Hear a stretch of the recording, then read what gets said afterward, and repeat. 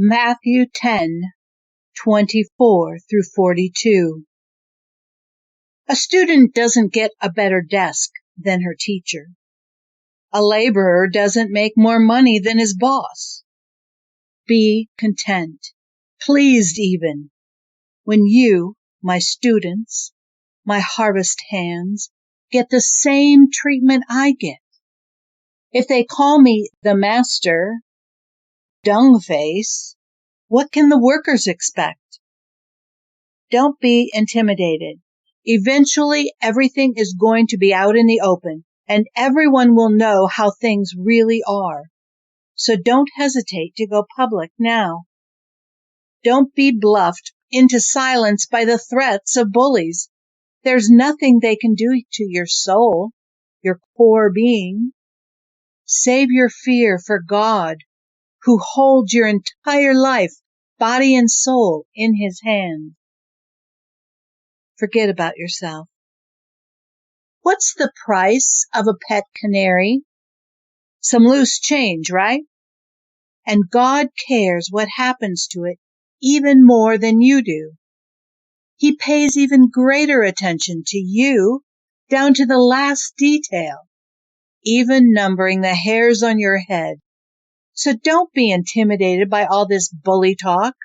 You're worth more than 1,000,000 canaries. Stand up for me against world opinion, and I'll stand up for you before my Father in heaven.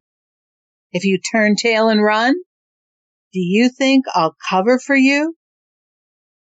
Don't think I've come to make life cozy. I've come to make a sharp knife cut between father and son, daughter and mother, bride and mother-in-law. Cut through these cozy domestic arrangements and free you for God.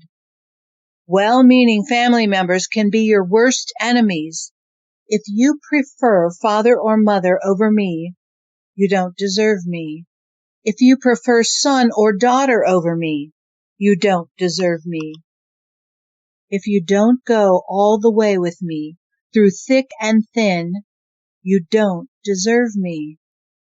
If your first concern is to look after yourself, you'll never find yourself.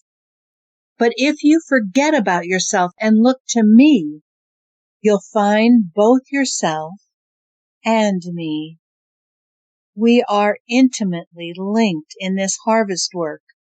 Anyone who accepts what you do accepts me, the one who sent you. Anyone who accepts what I do accepts my Father, who sent me. Accepting a messenger of God is as good as being God's messenger. Accepting someone's help is as good as giving someone help. This is a large work I've called you into, but don't be overwhelmed by it. It's best to start small. Give a cool cup of water to someone who is thirsty, for instance.